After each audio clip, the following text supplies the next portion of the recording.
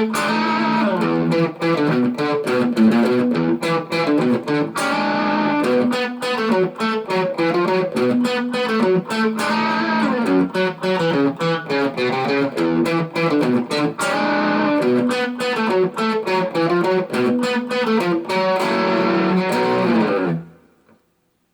everybody, Howard here once again with easy blues and blues rock riffs for beginners.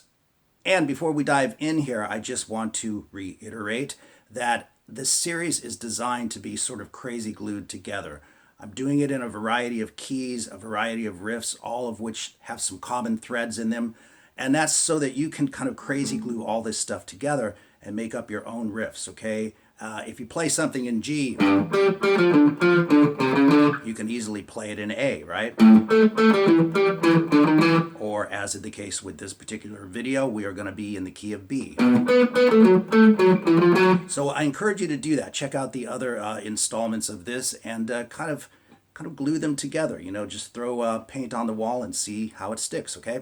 So let's dive in. We are in the key of B for this one, and once again, this is kind of a Richie Blackmore or maybe Joe Walsh with the James Gang type riff, okay? So we're in the key of B, and the 1, 4, 5 will be B, E, and F sharp, okay? And one of the cool things about playing in B is you can take that 4 and that 5 and you can drop it down to a lower octave, which is what we're going to do here, but then we'll also bring it into its regular 1, 4, 5 octave, okay? So let's get started. The first riff is this. All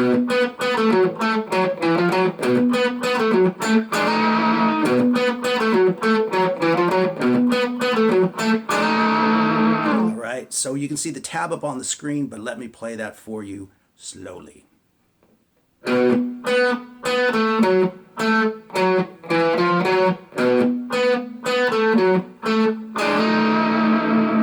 So that outlines a B7 chord exactly, okay? And what I'm doing is I'm on the 6th fret on the D string and the 7th fret on the G string, and then I'm sliding into that B dominant 7th configuration. And if you give that a nice vibrato, it sounds kind of cool. So once again.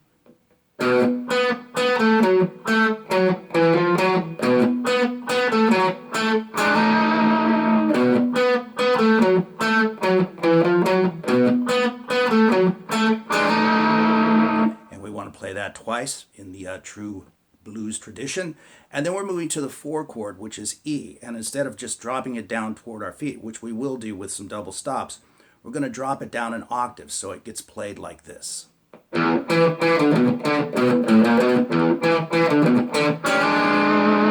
Okay, so let's slow that one down as well.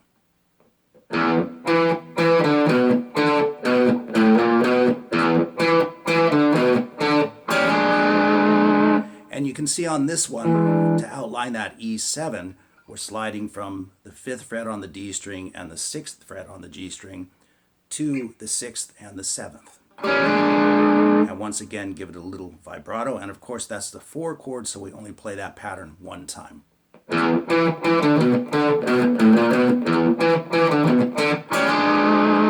then we want to come back to B, the 1 chord, and play that one time. So it's 2, 1, 1.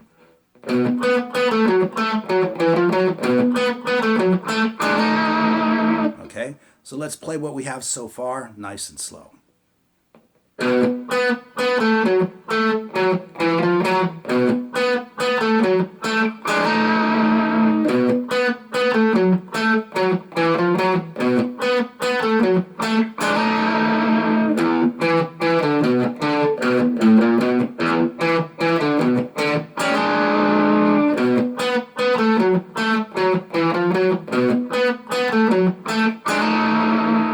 Okay, and the 5 chord is F sharp, of course, so we're going to take it to the 2nd fret on the 6th string, and we're simply going to play the riff there. Just that much of it, okay? Here it is slowly. And then we move to the 4 chord, which is E, and we play the tail end of that pattern. So once again, from the F sharp, the 5 chord, to the 4 chord, we have.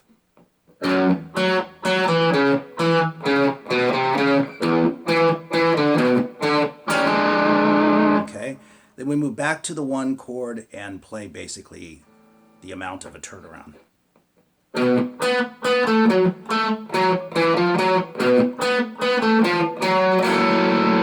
Into an F sharp 7 sharp 9 chord, which if you've gone through the previous installments, you'll be familiar with the shape. But let me play that slowly anyway.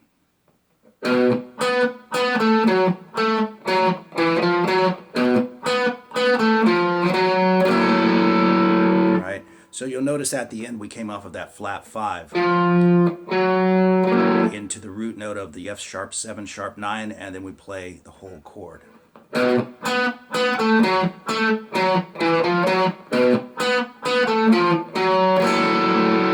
Okay, so let's put the whole thing together at a moderate tempo, not too fast, not too slow.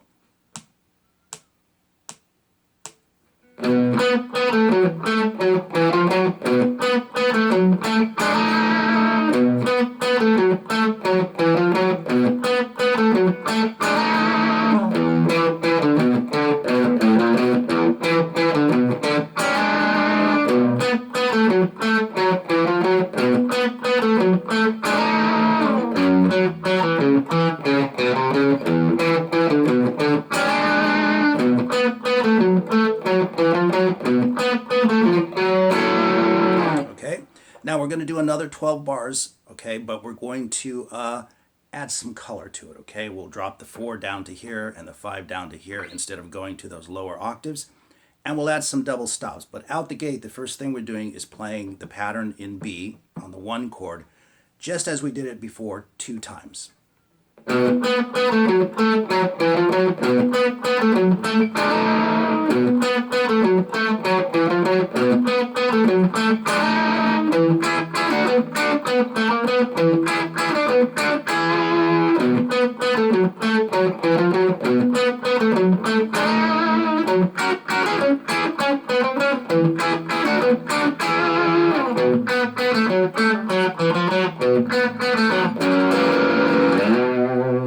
So that's what it's going to be the second time around. So let's dive into that as well. So as I mentioned, we'll play the B 2 times as usual, just the way we played it before.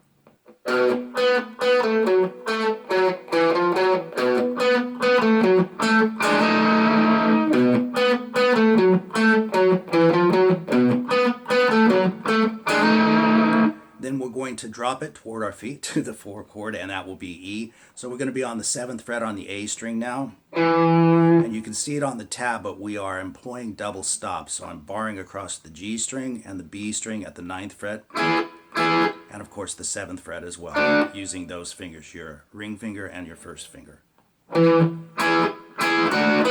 But you'll notice that's a single note. All right, so it's not a double stop. The double stops are only happening on the G and the B strings. Let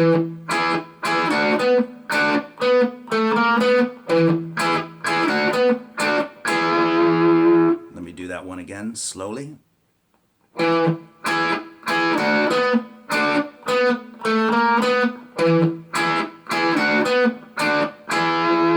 We'll play that one time, of course, and then come back to the B one time.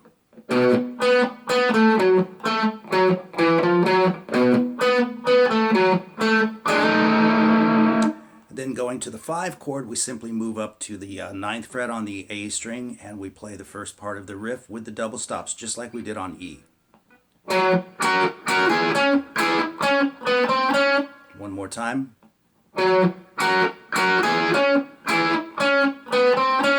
Move back to the 4 chord at the 7th fret, and we play. So we have slowly.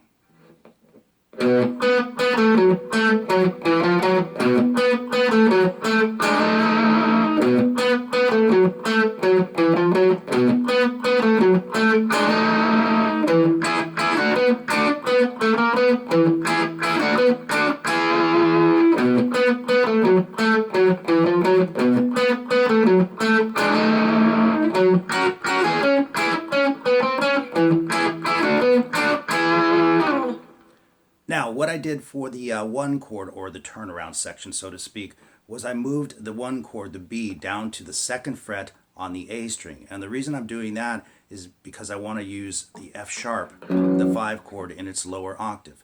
That's something that you can definitely take into your playing, using the 1s, the 4s, the 5s, and playing them in different octaves depending on what key you're in. That can really give it some variety and make it sound really cool. So anyway, what we're doing at the tail end here is this. All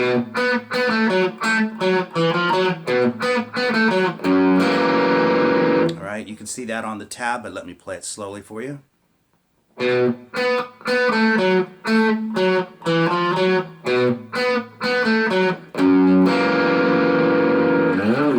Okay, so let's play the whole thing at a moderate tempo. Once again, not too fast and not too slow.